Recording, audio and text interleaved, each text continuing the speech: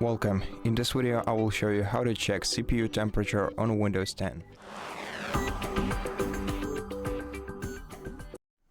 To check the temperature of your CPU, you're gonna need to install a third-party application called CoreTemp, and to download it you're gonna need an internet connection.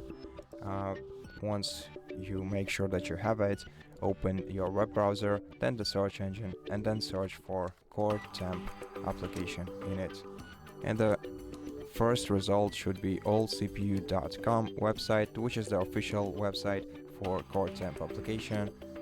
What you have to do is open it, then click download, then select the download folder for the application and wait until the setup file is downloaded.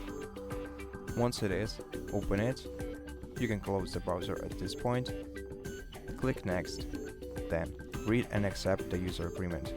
Click next again, then select if you want to change the destination folder for your program, you can click browse and select a different destination. Then click next.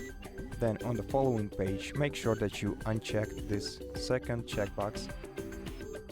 You can create a desktop shortcut by hitting this checkbox. If you don't need a desktop shortcut, then uncheck it too. And additionally, this installer offers us some additional language packs, so if you need any, then leave this checkbox checked. I'm not gonna need any additional language packs, so I'm just gonna uncheck it. So make sure that you're content with your choice on this page, then click next, then click install and wait until the program is installed.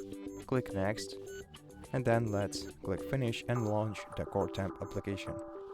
Now, in the following window, you're gonna see the information about your CPU and the frequency of each core, as well as the load of each core of your CPU. And in the bottom part of the window, you're gonna find the temperature readings. As you can see, here is the current temperature reading from your CPU. Now, in the second column, you're gonna see the minimum registered temperature of your CPU, which is the minimum registered temperature by this application, so it's gonna change over time. The same goes for the maximum, for the following column with the maximum registered temperature of your CPU, and the last column is basically the power consumption of your CPU.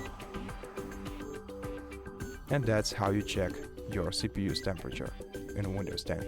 Thank you for watching this video. If you liked it, consider subscribing to our channel, leave us a like and a comment below, and I'll see you in the next one.